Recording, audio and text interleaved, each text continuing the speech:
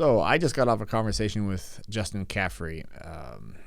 I'm so grateful for him for taking the time to have a conversation with me. It felt kind of like a session, a mental health session, I have to say. He has a very calming and relaxing way of speaking, also a very focused energy. I really wanted to just pick his brain on death. It's one of these topics where you're just like, who wants to talk about death? But we have all been faced with it, or will be faced with it in our lives, and I just wanted to see how he has dealt with death in his own life, and how he what tools he used, and what his path was to get him to where he is now, which seems like a very centered, helpful, also successful, but in a very authentic service type of success that I personally would like to achieve. And so just having that conversation with him to see how he did it was enlightening to me, and I hope that it's also enlightening to you. So enjoy. Mr. Caffrey, I was listening to a podcast of you last night. And I was Which one? Yeah. Oh, I just Googled it. I just I was on on the podcast app, and then I just put in your name, and I was like, let's see what comes up here. And let's see, what was it? It was, you guys were definitely chummy with each other. I appreciate this humor that you guys have. It's a little bit of this English humor. You guys are kind of just giving each other a little bit of a hard time, and I appreciate that. With the Keith Walsh podcast. Oh yeah. Keith's great. He's like he's a DJ in Ireland, kind of a celebrity DJ, and had a big job in one of the main radio stations here, and then lost his gig, and really had to kind of find himself, because anxiety kicked in, sense of self was lost. So he's been on a really cool journey, and he shared an awful lot too. So we get on well, because he's quite happy to be open and honest about his journey as well. So he's a lovely guy. And that's the thing that is always nice about, well, I guess not always, but that's what I think podcasting kind of allows, right? If you just have a mic and you have a story, and you're able to just really be honest with yourself and honest with your guest, and have an honest conversation, whoever, even if it's just one person listening to it, you feel like it's also a therapeutic thing, right? Like and that's how I kind of contacted you, and I appreciate so much that you genuinely instantly responded back to me. That shows that I mean, obviously it was so nice of you to just be like, yeah, let's do this podcast. And especially on a topic where it's like, not everybody just wants to wake up in the morning and talk about suicide and death, and it's kind of one of those topics. It's like, cool, man, let's do this. Yeah, it's not a difficult topic, but the problem is, because it's not spoken about enough, it continues to become, epidemic in terms of its impact. And now more than ever, I see so much in terms of spikes of anxiety, stress, depression, as people are trying to prepare for whatever this kind of return to normal is. It's really scaring people as to how they navigate that, because they've had the last 2 years of their life, then they had the previous however many years of their life, and now it's like, well, what's the next iteration look like, and how do I manage that? And a lot of people are struggling. Yeah.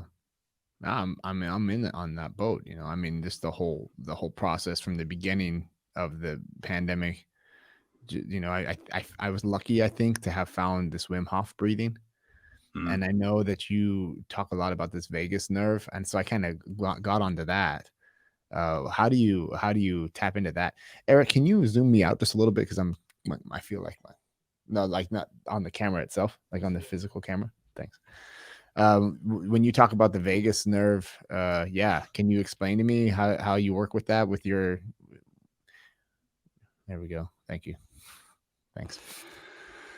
Yeah, I mean, it's So it's a funny thing how I came across it in many ways. I mean, I went into therapy myself. I think 7 years ago, 8 years ago now, probably, and um, I was struggling hugely in terms of my mental health. But what was also happening was my physical health had deteriorated. I used to be really fit, really healthy, in good shape.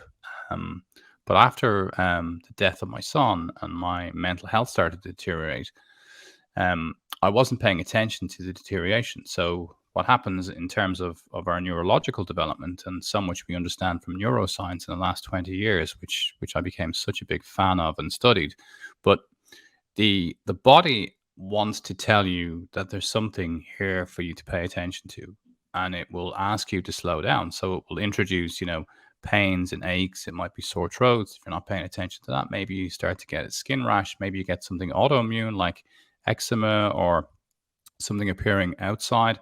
Okay. But then internally things go wrong. So I ended up with irritable bowel syndrome. I ended up with leaky gut. I developed adult asthma, which I never had before. I had sinusitis. I had bronchitis. Like, all of my internal organs were just starting to fall apart. My sex drive just dropped off the cliff. Everything was just really slowing down. So when I went into therapy, I was lucky that I was with a therapist who's a trained psychiatrist, but he developed a technique which is born out of his own interactions with his grandfather and his own traditions in India, because he'd spent 25 years in medical terms prescribing drugs to people and seeing no results. So his first focus on me was, okay, we'll work on the mental side, but the physical side is important too. So we started to take vitamins and supplements to help my nervous system. I started to do exercises to connect to my nervous system. And in Indian tradition, they use the Kundalini as, the key thing that wraps around the body. And so in Kundalini yoga, you're focusing on this kind of serpent that's touching all points in the body, which is the vagus nerve. The vagus nerve does exactly the same thing. We think we've figured it out in the last 20 years in the West. We're like, oh yeah, we've got this so well sorted now. We understand everything about this. And the Indians have been dealing with this for 4,000 years. Yeah. Yeah, that's interesting. That I've also just gotten into this in the last year or so. This whole, I mean, it's always been there, but I'm now taking my practice seriously, I would say. Like, as far as that's very dualistic to say, right? Yes. I Remington am practicing meditation. It's like this. That's the exact opposite of what you want to achieve. But as long as just that, I heard in that podcast yesterday that you get up in the morning. Did you do that this morning? Was that your morning ritual? This getting up an hour and a half above everybody else and just having your time to. Yes. That's the bomb.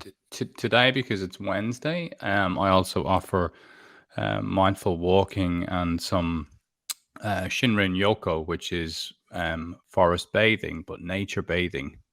So I have a beach beside where I live, and every Wednesday morning at 6 a.m. for anybody who wants to come along, I provide guidance for an hour just to help them slow down, connect to nature, connect to themselves. We do some very slow walking, meditation, and then we sit for 10 minutes just simply connecting to nature. So it's part of my day every day, but one day a week, I also offer it to anybody who wants to come along. So it's nice. I like Wednesdays.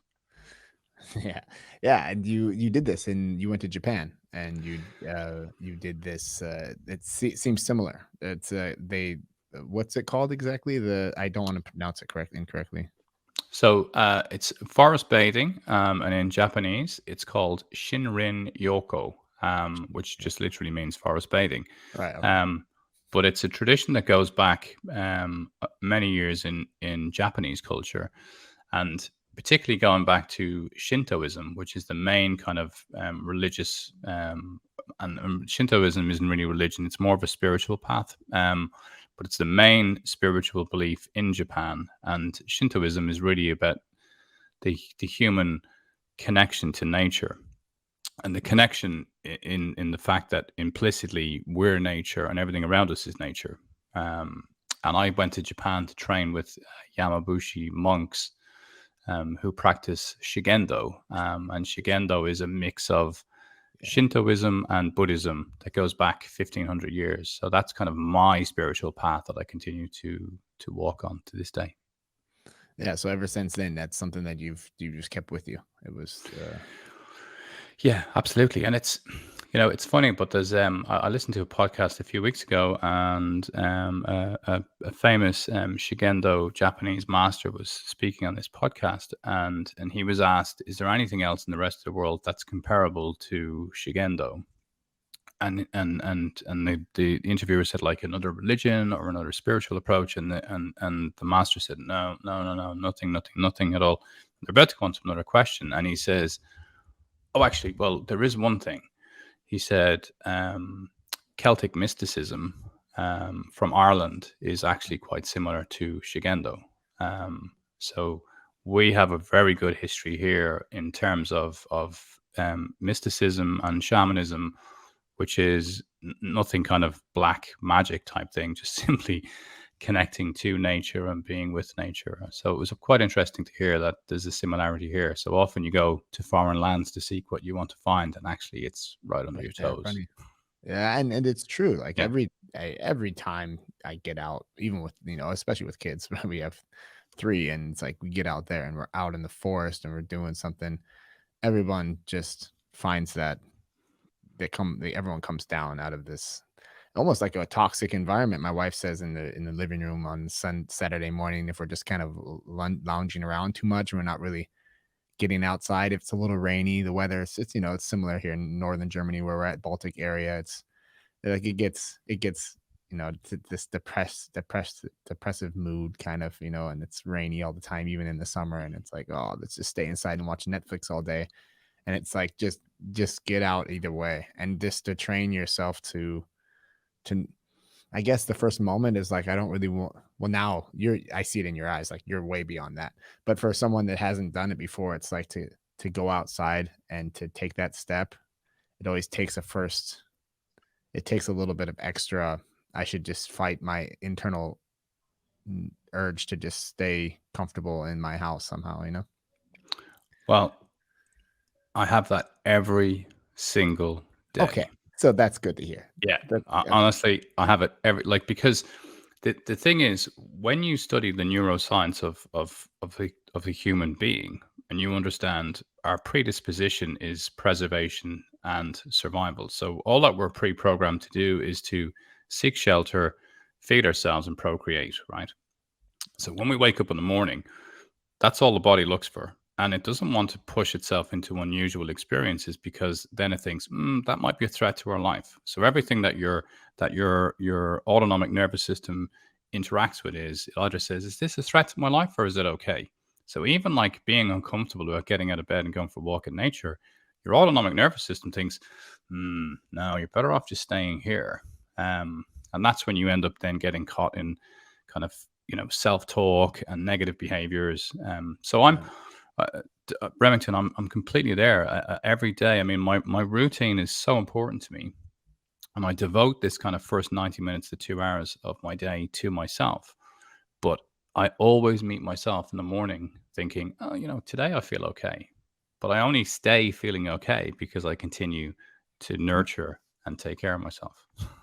I feel that's such a good way of putting it. And it's like, I hear that there's this one thing I heard about someone like that's super flexible. These people that are like, the Olympics are on right now. So you have these amazing gymnasts, all these athletes, and talking about how they wake up sore every morning. You're like, wait a minute, aren't you supposed to reach a point as if you're a yoga master and you can, do all these stretching things that you would just wake up and feel like a gummy bear? But no, even these people feel sore every morning. So it's like, it's nice to hear from you that someone that's totally integrated this in their life, that even you have to kind of face that and be like, no, let's go outside.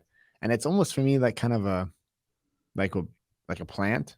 Like when I water the plant too much, then I only, it takes like 5 days for you to realize you put too much water in, and the opposite goes if you don't water it enough.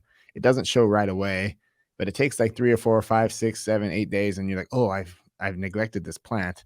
And that's how meditation feels to me. And this morning routine, I have to be honest though. I've kind of been neglecting it in the last days. I do the breathing to kind of just hang. It keeps me in there. But this morning routine in the summertime, I just had this excuse that it's just been too sunny, and at night to go to bed at 8:30 at night. I that's the that's always the thing. I'm worthless around 8 p.m. I'm good to go. Like I'm signing off everybody because I know that like 4 o'clock is gonna come around and I need my 8 hours. I'm not one of these people. I guess Yes. some people can sleep on 6 hours, but I'm just not one of those people. So I know that if I yeah. But I agree. Sleep is like the most important thing. If I was to think of all the things that I've learned over these years to cope with mental health, sleep is number one. sleep number one. Yeah, isn't it interesting how sleep seems to be the first thing that gets disrupted too, right? And Yeah.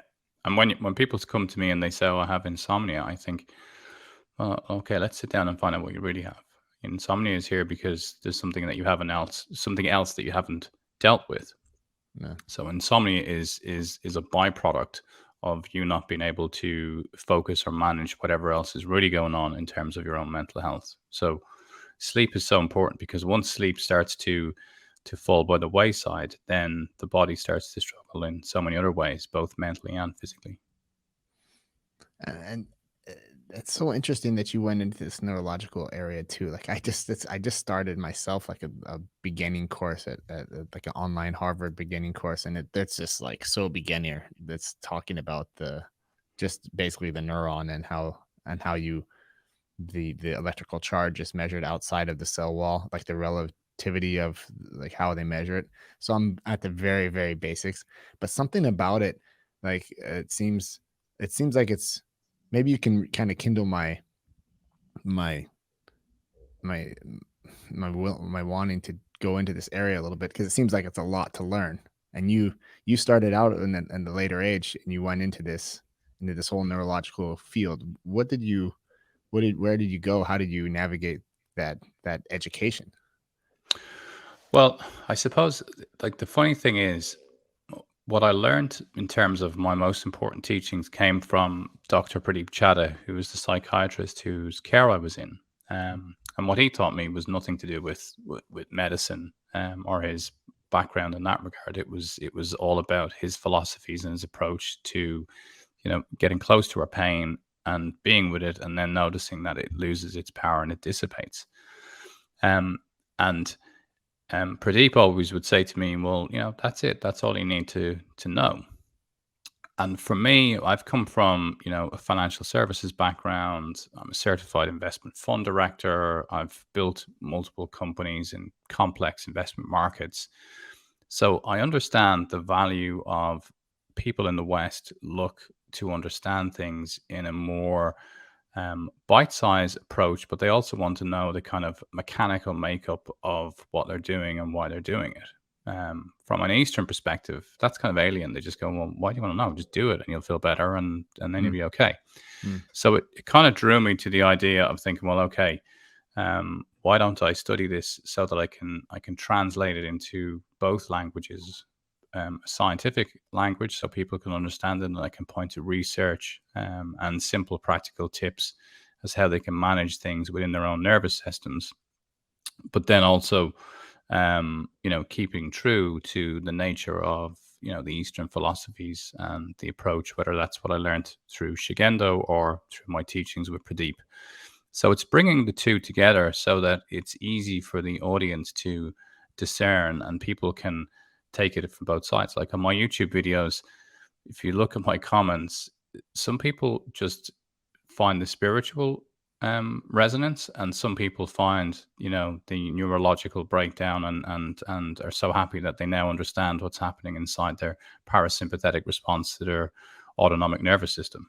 So you mm. get both sides of the equation. So people will hear the language that speaks to them, and that's why I wanted to try and move to that to create the most fluid language that's easy for multiple people to understand. So if they're cynical about Eastern approaches, then there's Western science behind it as well.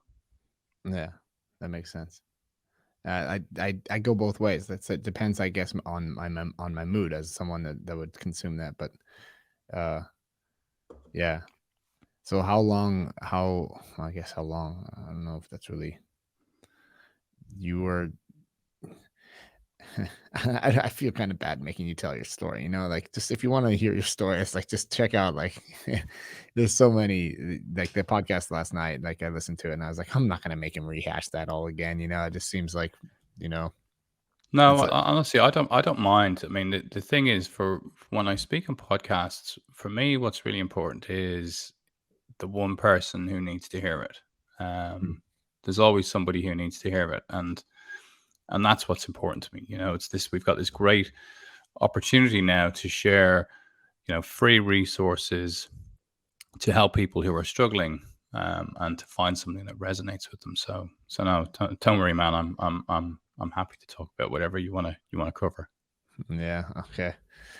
Well, I guess this thing that the reason I can't reached out to you was because well, I lost my cousin this year too. He was depressed, and I know COVID and this whole situation just threw him a curveball that he couldn't pick up.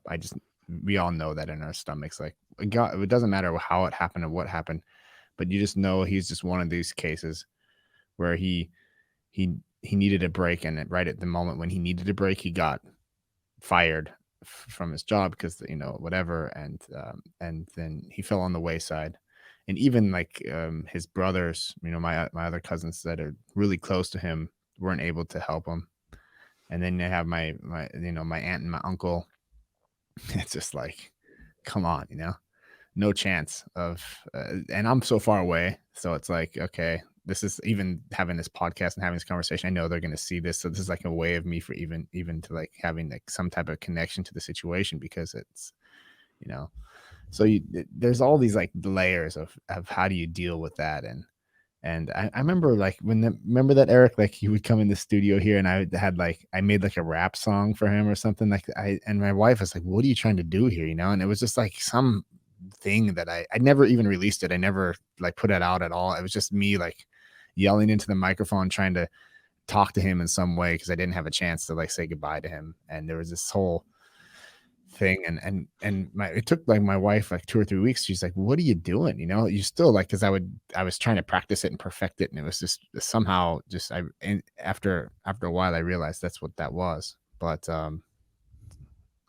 yeah, so that was kind of like, I feel like that was I almost like I don't want to reopen it. It's like that's the weirdest thing about when you lose somebody, they're gone, and it's like how do you put it in its place, and everybody deals with it differently.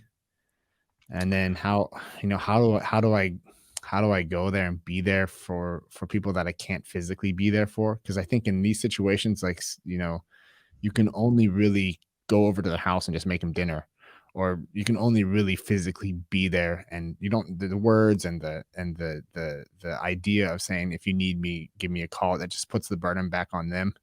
So it's like just taking any kind of burden away that you can. And then these people, like, you don't even know how they want to, maybe they don't want to deal with it at all. So if I'm like all good about dealing with it, I'm good. I'm mentally fit to deal with it. But they're like, they're not. So just leave them alone, and respecting that boundary. And I don't know. It's just, there's a lot of stuff I just touched on there, but No, uh, no, absolutely. Thank you as for someone, sharing. yeah, and I guess this is someone that's been in a situation, with having a newborn, is just even more wrenching. But I guess you can never really quantify the loss of somebody, um, in No, that sense. So yeah, no. I mean, exactly. I mean, the thing is, in terms of losing somebody that you love, it is incredibly painful. And grief as a process for human beings is, it's individual, but we all have a similar kind of blueprint that we follow. We don't necessarily follow it in the same order, but we move through grief in terms of our capacity to understand what's happened and ultimately to accept what's happened. And it takes time. It takes months and years, to get to the point of being comfortable with the loss and with the death of somebody. And one of the things that I talk about a lot, and I've spoken about this with parents of bereaved children, is language as well. In time, the use of language and being able to say, like I can say that my son died 10 years ago, and I can say my son Joshua is dead. They're very harsh words to use. They're kind of like shocking and slightly jarring words for people to hear. But it also means that I bring myself, my mind, my body, and my spirit to this reality point that this has happened. And it's happened, it's in the past, and I'm grieving that loss. But I'm also able to accept it. Now, people who've lost a loved one, it can take them a year or 2 years to be able to feel any sense of acceptance. and even after that, especially for parents, like it's 10 years since Joshua died, and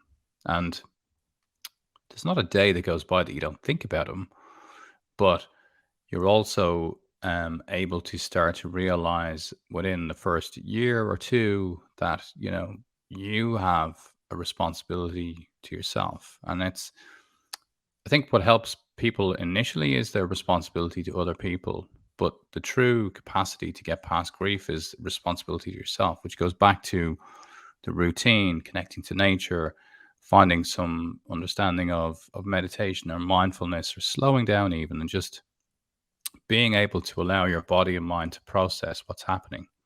And it brings up all kinds of things, like to go and to want to record a rap song, and to want to do that for your cousin. That's you internally trying to figure out, how can I fix this? Because we all want to fix what's happened. And that's fine, because you're doing something that's actually allowing that kind of energy, that anger, to move through your body. When we block that energy, like in Chinese medicine, they talk about, the qi. Don't allow the feng qi to hold on in the body, because then it creates pain, physical pain. So letting it out is so important. And it's important to process. But I think I'm giving you a long answer, but go back to one point where you said about how do you be there for people when they've lost somebody. When your loved one dies, everybody's there for like 2 weeks, right? And the funeral, and then everybody's there for like the next few days, and then poof, everybody's gone, right? And you're then left there going like, holy cow, what happened? Where is our life? And have we just lost somebody? Like, it almost becomes surreal. That you've seen, the coffin, you've seen the last moments, you remember, the interaction with everybody at the funeral, but it's almost kind of surreal. So people who are really struggling at the coal face after losing somebody need communication. And I think, you're right, like saying, hey, give me a call if you need me. That's not going to happen. So I think we need to kind of be a little bit more assertive. And the great thing is we've got like WhatsApp and text messages and stuff. So you can message them and say, I'm thinking about you. I hope you're okay. And if you need me, I'm here if you want to talk. So just dropping in and giving that sense of communication, then you'll get a sense from them as to whether or not they need to have a conversation. And then it's okay to talk, and to don't not mention the dead.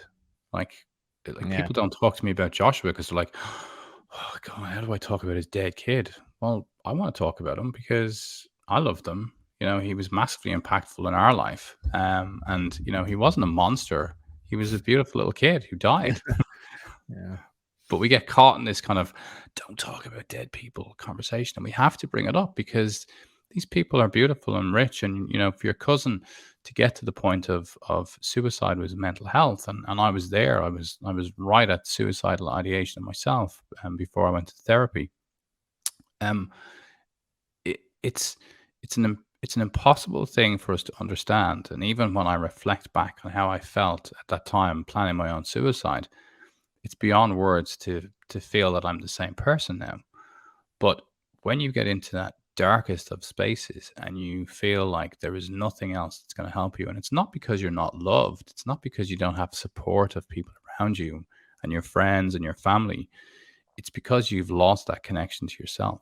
You've lost that capacity to love yourself. So it can't be fixed by another person. So somebody who thinks, well, if only I was there, I could have helped. When you lose that sense of love and connection, the only hope is that, there is a conversation. They do speak about it, they own it, and they open up about it, and then they can get into therapy.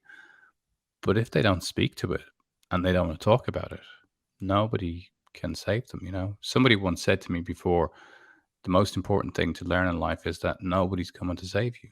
You've got to do it yourself. It's like your time to show up. And that's the reality, unfortunately, of having to reflect back on, what could I have done differently to stop them committing suicide? Probably very little. Yeah, it's good advice.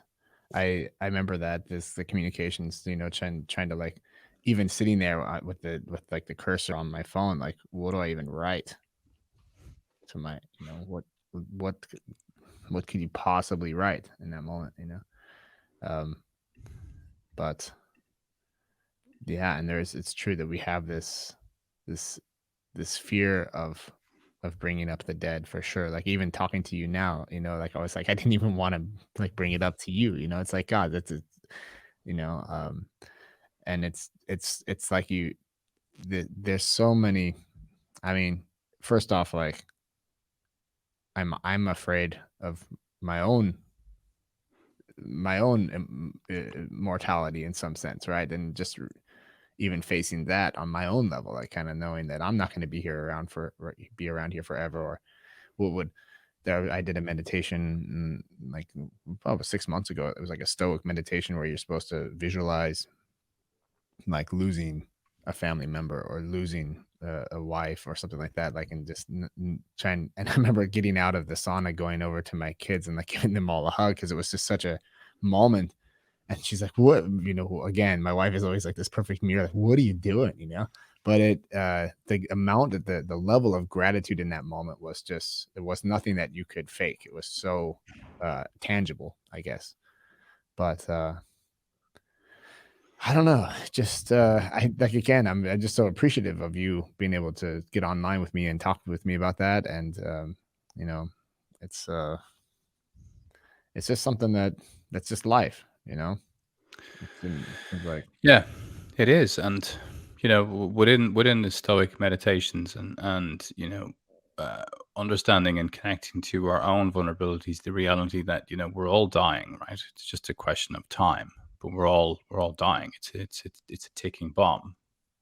And I often reflect and spend time thinking about, what happens if my wife dies or my other son dies? Because when my son Joshua died, 5 years, no, 8 years prior to his death, my nephew died, and he was 18 months old, and he died of meningitis. He died just before they started inoculating kids in Europe. And I was there the weekend that he died. I'd flown back to Ireland. I was living in London at the time, and that really traumatized me for quite some time. I remember a period when I came back to London, and I was just drinking, and just my mind was blown. I didn't have kids at this stage, but when I did have kids, my biggest fear was, what if one of them dies? And one of them died.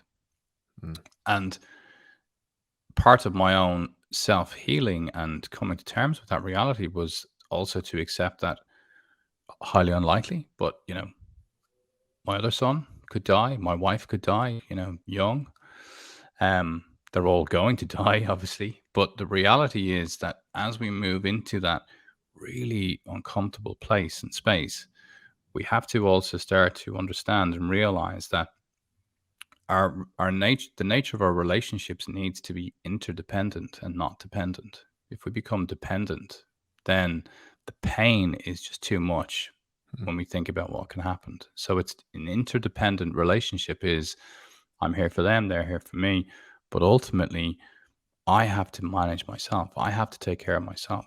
It's my responsibility.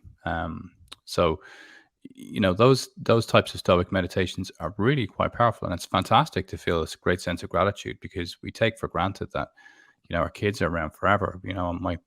My kid is 14, and he's like 180 centimeters. He's like 3 centimeters away from me at this stage. And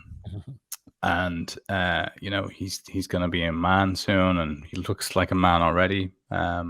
So you got to enjoy these moments, because we also know from a neurological standpoint that the the the, the human being is programmed that when it hits kind of 13 years of age, there's a realization within our kind of genome that says, oh yeah, okay, mom and dad, I'm going to outlive them, so they're not my tribe anymore. I need to find a new tribe. Yeah. So we actually create this disdain towards our parents that lasts for about 10 years, and that's to Right. allow kids to separate from that tribe and find their own tribe. So we call it teenage genetics, but it's a reality. So that will happen, and your kids will go off and find their own tribe, and then they come back and they think, oh, you weren't that bad, really. So it's part of their genetic makeup to find a new tribe, because they will outlive you, and they have to find that. So we're 200,000-year-old tribal genomes that are deciding seek food, shelter, procreate, and by the way, your parents are going to die, so you got to find somebody else quickly. That's nice to have this background in a sense, and just be like, not take it personal. Yeah, don't take it personally. They're pre-programmed to do it. We all did it too, right?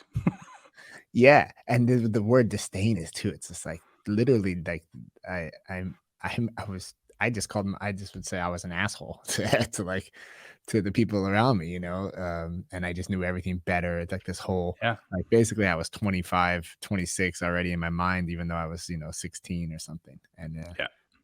yeah, so that makes sense. I didn't ever connect the dots that it's actually it's our genes controlling us, giving us a better chance in the world to succeed. Because it's like, okay, these two, they got me this far. They did their main job. Now it's time for me to start taking care of myself, and so I have to create that separation and create this own this own environment that I own it. It's my environment, and it's worse when the parents kind of hold that back, right? And it creates even more of it's like more magnetic, right? Like the more that you sit there and try and hold on and grasp and have a dependent instead of interdependent, Yeah. it creates even more of a separation, Exactly. And also, space is so important too. Like, the funny thing is, uh, yesterday, yeah, I think it was yesterday, I walked into the kitchen. My son was at the end of the breakfast bar eating his breakfast. I opened the fridge, and I'm trying to think, what do I want to take out of the fridge? And then, like, there's like 30 seconds passes, and then he just comments, the environment is screwed, and you're leaving the fridge door open. You got to make your decisions before you go to the fridge door, because now you're ruining the world for me and all of my friends. So I'm like going, whoa, okay. So I close the fridge, and I kind of look at him and just nod in acknowledgement, and then I realize I need to just leave the room now and then come back in again. So I just walk out of the kitchen, I walk out the front door. We live on a marina, and I just walk over to the marina, walk around for 5 minutes, come back in again, walk back into the kitchen. And then he goes, oh, have you seen the latest thing about Lionel Messi going to PSG? This is unbelievable. So if you interact with them, you're going to have a massive bust up, right? But if you actually just step away, in a second, they've already forgotten it. We're not able to drop things as adults, but kids, teenagers can poke you and then withdraw. And in Buddhist psychology, we call this the first and second dart, right? So when somebody comes at you and they have a go at you, they throw the first dart. If you can see the first dart, receive it, and notice it, and go, that's the first dart. If I respond by throwing the second dart, all warfare breaks out. But if I actually just drop the dart and walk away, when I come back again, we don't need to have the argument. That's nice. That's like a personal success story too, because you come back in and he brings it up, and you're probably just internally just going, "Gosh, that's great." That he just Honestly, try it. Anybody who's got teenagers, give it a go, and you'll see it works because yeah, they don't hold grudges. right. So it But was they're like just poking boundaries. They want to go, I'm leaving here. They don't even know they're doing it, but they're poking boundaries because they need to show that you are no longer infallible because you were infallible for 12 years, right, but now right. you're Think very about that. fallible. Infallible for 12 years to the point of almost to that's so true. Like it's so easy to take that for granted too. My son is not there. He's 9, and I can make the biggest mistake, and it's just like, I got you, dad. We're in this together. Right? It's like the exact opposite. It's like he almost reinforces my bad behavior. Yeah. It's right, because he's we're in this together. And all of a Yeah. sudden it's like, this is off. That whole togetherness, you can just forget all that. I'm on my own now. That's really interesting. One thing that you said about the dart is really interesting too. That reminds me of some type of meditation I was listening to, about what's his name? Goldstein? Joseph Goldstein, I think. Oh, yeah. Yeah. Gosh. Is he also from Great Britain somewhere? Because he has a little bit of an accent somehow. I mean, I think he's Uh, in the States now, but yeah, I think he's in the States, but I don't know. I don't know if he's just East Coast and well traveled. I don't know if he's British or not. that doesn't matter. His somehow his voice just resonates with me, the way that he talks, and the stories that he tells are just so, like, he's in this moment where I think his teacher was poking him on purpose, right? Like he kind of just pokes him and tries to get him to react. And I think there was something that he was writing, or he was doing some type of work for him. And no matter what he did, every time he brought it back, his teacher would always find some silly, stupid mistake in Yeah, this thing and give it to him, be like, redo it. And it took him, he said, at least like 15 or 16 tries of redoing it until he realized that this guy was just messing with him, that this guy was just poking at him. And once he realized it, he and once his reaction to this rejected paper was put back in his hand, and he reacted like, oh, whatever, it's no big deal, whatever, and they're gonna do it anyway. He stopped rejecting it. He accepted it. So it was like, that was the whole thing, was had nothing to do with the paper. It was had to do with this first dart, second dart thing. And that, exactly. yeah, that's good. And he made another one that stuck with me, with a cat, that he was in a hut somewhere where they have like a kind of like a no door, but it's just like a floppy cloth.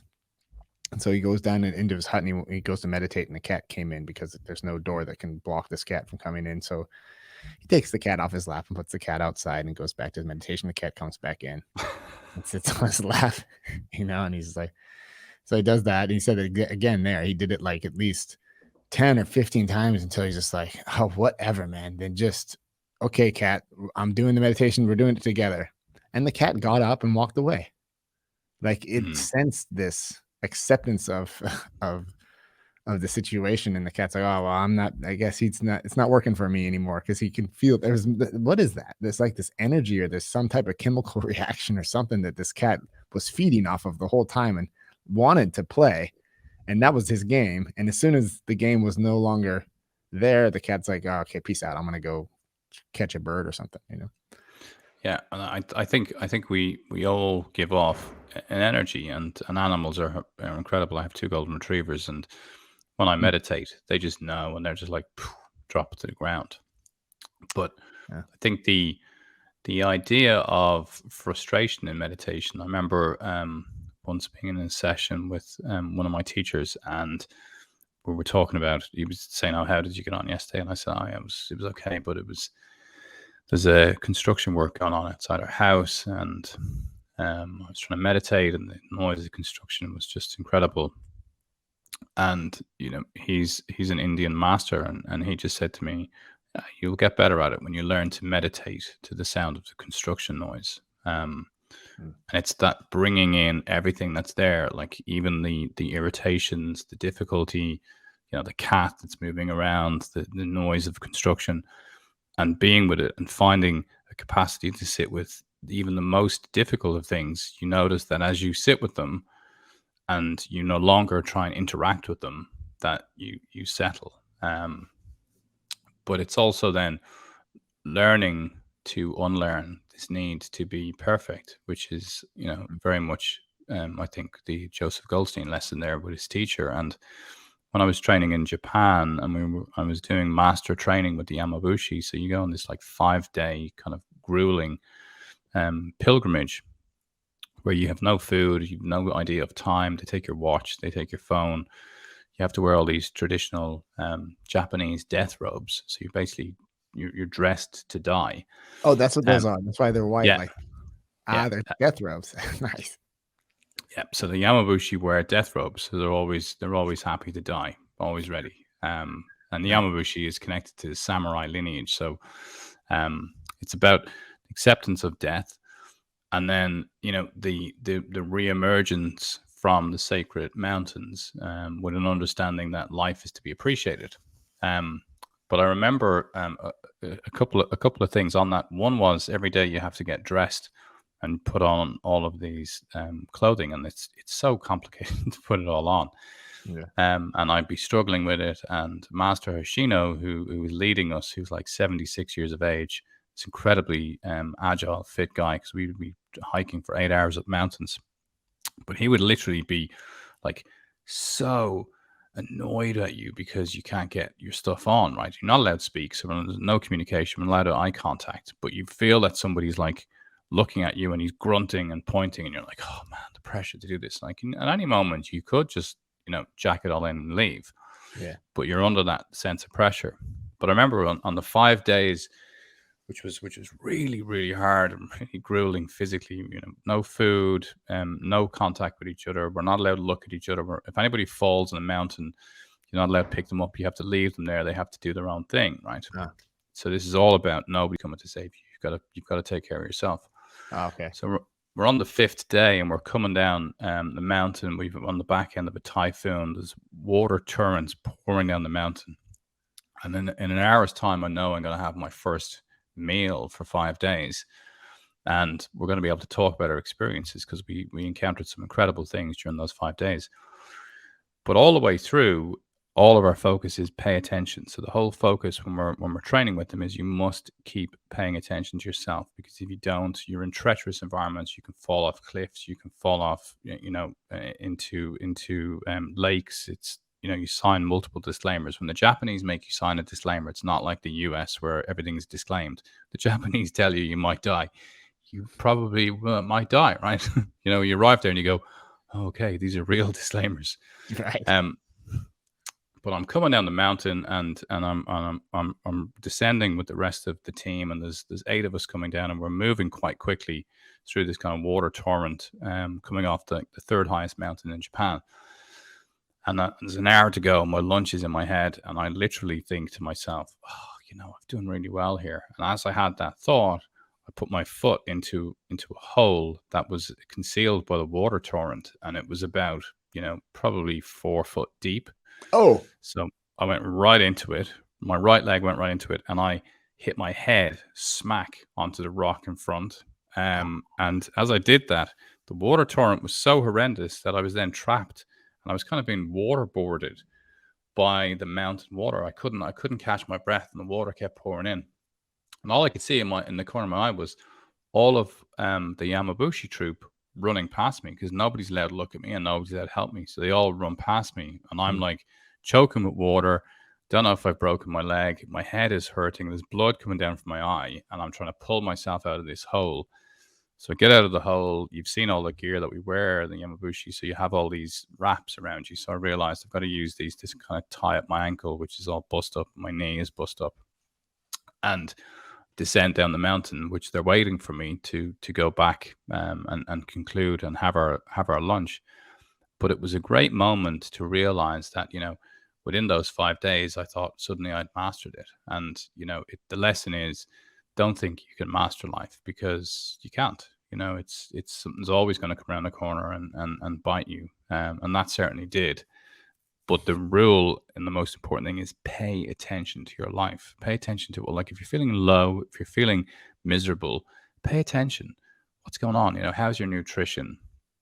Are you taking any supplements? Have you been outside recently? Have you got a meditation practice? Are you abusing alcohol? Are you abusing other substances? Are you addicted to Netflix?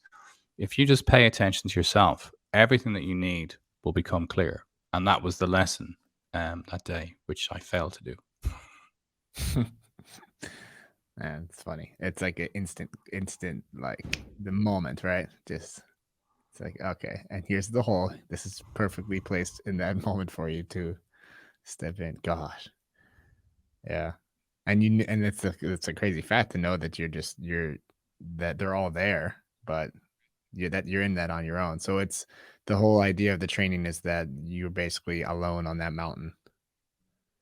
You're alone on the mountain. That's it. It's you and nobody else. And ultimately, the harsh reality is we're all obsessed all the time trying to be a certain way because we want to impress other people, right?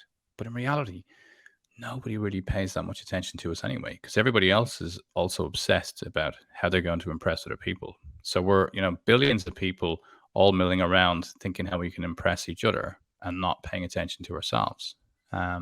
So the power of self-development and healing comes when you realize that you're not really that important and nobody really cares because they're all thinking about their own stuff. That's great. Yeah, it's true. Yeah, it's that ego is a little bit, I always think about that, like how much the ego really does. It seems like it's good in some situations that you want to use it, but it seems like in more times than not that it can also just. I don't. What is that like like in the neuroscience about the ego? Like, is there anything you can say there about that? And what that is? What this? Why do I need to like pose this, have this outside Remington that is projected to the world? Why is this image so important to me? What other people think. It's like a tribal thing. I want to be part of the tribe. I want to be accepted. Yes, acceptance is key. If you think about people who are chronically depressed, you find that they're staying in, they're not interacting with people. So there's a huge amount of pain comes through the disassociation. So sadly, what happens with depression is that we withdraw. Now, if you look at old cultural approaches to depression, like depression is not something that we just found in the 20th century. It's been around for thousands of years. But the way that we used to heal depression previously was that you would be taken care of by the village. So you would literally be given time to go and heal, to rest, to sleep. Somebody would take care of your kids. A lot of traditions, they would use psilocybin. So mushrooms, magic mushrooms, have been part of depression healing in cultures from Europe to South America to Africa. And the mushrooms are there to allow you to really see the true nature of life and your experience in terms of why am I depressed. So then we work through it. Thankfully, now in the last 10 years, we're starting to use psilocybin again in psychiatric therapy to understand how it can be incredibly powerful. But we use that to allow us to integrate back into society. So the ego is important because the ego wants to be seen by other people, and that keeps us safe in terms of that human interaction. And some people's ego means that they rise up in the hierarchy and they want to be the leader of the tribe. But it's a fine balance. Deepak Chopra says about the ego, he says ego stands for edging God out, and you have to be careful about that. So I think the spirit is the true nature of ourselves. I think, our spirit, like when you referred to the plant earlier, if you water it too much, it has a problem. If you water it too little, it has a problem. It must have enough light. It must be in a nice environment. And nature teaches us so much. So we have to have the right environment for ourselves. And, ego is good because it can help us seek shelter. It can help us procreate. Without that, how would we ever be able to find somebody who can be sexually attracted to us? So that's important to build something, to find the life. I need to do that because I need to move up through my tribe. And I will go out and find food. And so in modern worlds, that's developing us and pushing us in our careers. But there's a fine line then where it becomes overconsumption. And, you know, I worked in financial services, and I was definitely consumed by ego, where I actually, you know, thought I am just the best thing ever, and I don't need anybody else. So your internal plant, which I really believe is like the vagus nerve, right? It's not being nurtured and nourished properly. So it starts to dwindle, it starts to lose potency, and it starts to die. And then your internal organs are going wrong. You know, your mental state is going wrong. Your microbiome in your stomach is going wrong. And you start medicating, which is generally kind of steroids that you're putting in, and antidepressants, which are then hiding you from the pain. So ego is such a fine balance. If you step on it too far, it's terrible. But if you can just manage to keep it in check, it'll help you through what you need. We all need a little bit of ego. Yeah, that's interesting. How did he say that? E.go was E.go, so edging God out. edging God out. Edging God out. So when you lose that sense of spirit and service to the world, you know that ego has taken over. Yeah. It's tricky, especially if you're in a situation where you're forced every day to kind of, you know, fight in a certain sense. That's the ego plays a good role there. It's like, I got to get through this. This is the only thing that's really helping me here is my determinism to push through. And yeah, but at the same time, like when I see guys like David Goggins, you know, it's like, it's a freak of nature, like that guy. But it's almost like, again, there he lets his body completely go to the wayside, and I don't even think it's ego anymore. I think he's actually relinquished his ego to just pushing. He pushes his mind in a way where I just amazes me that the human body is, well, he's basically ruining his body with the strength of his mind. And I mean, he had a picture of his hand where it was like after 1,000, it was like all ripped open, and then in Instagram, and it was like, I did 1,000 pull-ups after that picture. So you're thinking, I'm thinking to myself, like, how does someone get so mentally, like, oh, okay, if you listen to his book and then you kind of understand, well, that's nobody wishes that on any child, what he went through. So obviously this juxtaposition of his mental strength and how he got to be so strong is sad. But at the same time, it's just the propensity for the human brain to push the body beyond. I don't know. It just amazes me. It just interests me so much to see that in someone. It's very motivating, especially when, you know, like when you're having a mentally tough day or even a physically tough day. I think about that. You know, it's a really motivating thing to be like, well, David Goggins is probably out running an ultra marathon right now, so I should probably just go out for my walk in the forest. You know. Yeah, no, absolutely. I mean, I think, look, Goggins is just, you know, a complete anomaly in terms of human behavior. And I'm one of my good friends is Rich Roll, Rich was one of the first people to have Goggins on his podcast years ago, and Rich will always say, like, Goggins is just, that's exactly who he is. Like, you know, he's no different when the microphone is off. When you meet him beforehand, he's just on it all the time. But I always think that when it comes to people who are living kind of ultra lives, of course, you will always find, like, if you look at professional sports people, if you look at successful CEOs, you know, my own successes in entrepreneurial world, building and selling companies, there's always a spark back in childhood. There's always something that you end up running away from that creates that idea of difference. So to date, I have never met a successfully driven individual who is like in that 1% category, who hasn't had some kind of trauma or difficulty growing up. And that really defines them and teaches them that, you know, nobody's coming to save me. I've got to do this all by myself. But there's also a point in time where I think you have to find some peace with it as well. You know, I think if you're running ultra marathons, you know, every year, and you know, the training attached to that is just horrendous. What are you running from? Is there something that you should really slow down and pay a bit of attention to? Because if your physical activity is as destructive on your life as alcoholism or drug addiction, then you need to kind of pay attention to it. Everything should be in balance. I'm not saying that Goggins is extraordinary, but I do think we have to question ourselves sometimes when, unless I do this thing, I don't feel like I'm human. Um, Mm. then maybe the thing is behind that. There is unresolved issues in terms of traumatic experience that you need to pay attention to.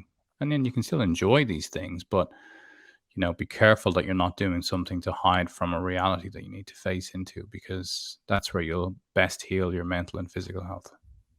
Yeah, and there's like this sense of like, who doesn't want to be this 1% guy if you're motivated? Like, I'm a motivated guy, but I know that like I didn't have some spark at a young age that drove me to that. I don't have that. I didn't have that. I can't like, especially compared to like someone like Goggins, but I'd also like, I had a pretty good life. My parents split up and it was relatively, it's a normal life. I still was loved, and everyone, I grew up and everyone thought I was great, probably too great, then probably better than I, this typical, like in the States, it's like everything you do is amazing, it's like, it's probably just average, right? Like, just be honest, and and so it's like, but you're right, like there's this point even now, like I'm 37, and that's weird too, that somehow plays a role. Like, I'm thinking, well, okay, I'm 40-year-old man now, finally I'm going to be a man. Now I'm 40, so I have to be a man. Now I'm really on my own. I have to be. It's like it takes me that long to, it's so weird to think that like there has to be some situation that just throws you under the bus. It has to happen. Like, and it's too bad too. Like, I wish you could just learn it from others. And I've read books, and I've read the motivation books, and I've done the Tony Robbins thing, and I've done the 4 Agreements, and I've done Tim Ferriss, and and I'm still searching, and I listen to the meditation. I do, Sam Harris, and what's the other guy, Peterson here, Jordan Peterson. Jordan Peterson, and they all have, and none of them really know, right? It's just like, it's all this, it's everyone's just putting it out there, right? And the that's and that my dad was giving me, I was talking to him the other day, he's like, because I had a podcast and I was kind of just in a bad mood, and he could feel it he could just tell I was like, I was being too hard on myself, and he's like, gave me a call, he's like, man, just take it easy, you're good. But it's like, what is that? Like, you want to, how do you keep that fire lit? One of these guys on Instagram or on LinkedIn that I follow, it's like fire in the belly. You keeps that fire. Like, I look at a guy like Elon Musk, and I'm like, what drives this guy? Again, crazy childhood. Like, they didn't even talk about it in the book. Like, there was something that really went down there that like no one talked about. Yes. So it's like, there's that spark, and but it's like, well, I want to emulate that. I don't need that spark, but I want to emulate that at some type of spark to give me that fire in my belly every day to change the world in the way that I can best change it, really, to find myself, to understand, okay, what is that gift that I have, and it's authentic, and then deliver it. But on like a level of execution, not just like, I want to do it, like, but I like organize my life around, like you have. Like, when I look at how you've done this, like the way that you before that, you were an successful guy in your in your financial world, and then this tragedy hit, and you took a whole nother trajectory. But in everything you do, there's a level of execution, there's a level of discipline that you've integrated to everything, and that just, it amazes me. And I know what discipline is, but it's like, do I really know? Do you really know what that means to be disciplined? Because for me, like my buddy was telling me when I was doing this hour and a half in the morning before everybody else, he was like, wow, you're really disciplined. I'm like, actually, it doesn't feel like discipline, because it was so rewarding to me. I felt like I was giving it to myself. So it really wasn't hard to get up. Yes, I guess. and that's the key. You've nailed it when you feel like, this is what I'm doing for myself. Yeah. At the start, it's discipline, but then over time it becomes routine. Right. So maybe that's like, and then the fact that I lost it at some point, maybe it was like the discipline would to pull it back in and be like, no, keep on it, like go back to Yes, it. And go back yeah, to it. Go back to it. Because also, I think in terms of the drive and determination, I was a workaholic before my son died, and Joshua made me into a really good father for Luca and a good husband to Beatrice. If he hadn't have died, I don't think our marriage would have lasted because I was becoming pretty intolerable. So I think in terms of how we see other people, when you look at all of these great motivational speakers who publish books, etc., everybody's being sold on, the better version of you and the 2.0 and all that. My interest when I talk to people is, what would it be like just to be you? Like, what would it be like to kind of just settle within yourself and understand who you are and where you came from? And to have that conversation with your dad, Remington, is so powerful because, like, when you come from loving parents and you have a good relationship with them, like, what they bring into the world is really good human beings who are able to be of social valuable to their community. We unfortunately have pivoted a view to think, I need to be Elon Musk, I need to be Steve Jobs, I need to be Tony Robbins. Now look at all of their personal lives. Look how successful their marriages are, how their kids are. And Tony does good stuff in terms of his own personal development. But he's divorced. I'm sure his kids think he's probably an asshole because he's never around because he's flying all over the place telling everybody how to help themselves. I I think mean, as it's parents, we got to take care of our kids. yeah, yeah. I mean, and even in the very, very old books, I remember listening to the original ones. He talked about like that. He was open about that. Like he just shared all this trauma in his life. Yet, yeah, it's such a yeah. It's that thing. It's like this image that we're sold on. And I mean, I don't want to go the Instagram route and everything like that, but it's Instagram just I guess just intensifies this story that everyone always tells themselves, that I want to, if you want to be this successful guy and do something, or successful woman and create something, the values of family and all that, they always seem to fall on the wayside like this. And Totally. yeah, yeah. Totally. And at the end of the day, all that you really leave on this planet are your children, and how they're going to manage life is going to be based around, how you nurtured and nourish them. That's it. And if you come home from work and you're still at work, you work a 60-hour day or 60-hour week, and you're still busting it out, and you come home, you're still at work, right? You're still not mentally there. And then your son tells you to close the refrigerator door because you just fly off the handle and be like, it's my refrigerator. I'll do whatever I want. And then it's like, oh, really? Your refrigerator? Oh, I'm gonna go get my own refrigerator. And then just have like this whole thing, and it just goes down that whole route where you're like, man, if I had just been down to earth in that moment and seen it for what it is, and just yeah, it changes the trajectory of the whole relationship, right? It does. And the love that we have is so deep. I always love that, Bruce Springsteen song The River, in the live version, he does this kind of monologue where he's talking about how he's grown up and his relationship with his dad and how tough it was. And it was Vietnam at the time. And his dad was like just fed up with this teenage kid, coming home late and not being respectful. And his dad was like, when the army gets you, it's going to make a man of you. Yeah. And that was the mantra he kept repeating to him. And then, the draft came in, Springsteen got called up. He went for the medical and the physical, and he didn't even tell his parents. But he had to cut his hair, and he came back and he failed his medical. And his old man said to him, you cut your hair, what happened? And he says, oh, I had to go got the draft call, and I had to go and get my medical. And the dad was like, so how did you get on? Like, what's happening? And he said, oh, I failed my medical. And his dad was like, that's great, and gave him a hug. Mm.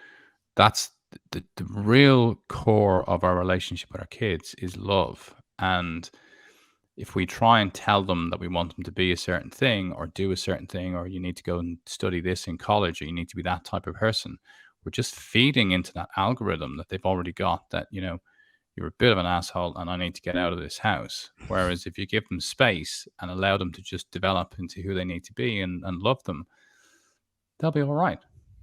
Yeah, that's good advice, man. That's especially because I know it's coming around the corner for me. I got, but the 9-year-old, you already see the hormones they're kind of coming in. Everyone, like, it's not really there yet, but it's around the corner. And then Comes quickly. Yeah, they come. Yeah, exactly. Just see, like he went to summer camp this year. He was a week away, and the first couple of days, like I think after day 3, he came back home for one night, and we're like, oh yeah, it's okay. He's still not that grown up, We're like, my wife and I were so happy that like he still wanted to come home, and then he went back and did like the next 3 days, and finished it off until like a Saturday or something like that. But it was just so like that was the first thing we're like, oh, now he's getting to that age where he already wants to like. He enjoyed himself so much. He didn't think about us at all, during that process. During the day, of course not. And then at night, I think one night kind of hit him weird, but it's good. So it's like he's still not there yet. But eventually that's going to be gone, right? That's yeah, it is. But like, my son is 14 now, and we still hang out. We're gonna go to Scotland next week for a couple of days, just the two of us. Yeah. So the relationship changes and evolves, and you have to kind of meet them where they are. Don't expect your kids to come and meet you where you are. You've got to meet them where they are, and that way you can keep the relationship alive. Yeah. And Justin, I appreciate it. I think it's a good time to just say our goodbyes. I felt like we had really good connection there. Again, thank you so much for getting online with me, and it's given me like you gave me just a little little session there that was much needed. So I appreciate it. It was a really nice conversation. So thanks, Rem. All right, man. Well, then I'll be in contact with you. I'll let you know when we get this released and everything. Yeah, cool. Send it on. Send me an email and let me know, and I'll share it on my social media stuff. All right. So well done. It was a really good conversation, though. Thanks very much. I enjoyed it. Yeah, thank you too. Have a good one. Have a good day. You too. Stay in touch, man.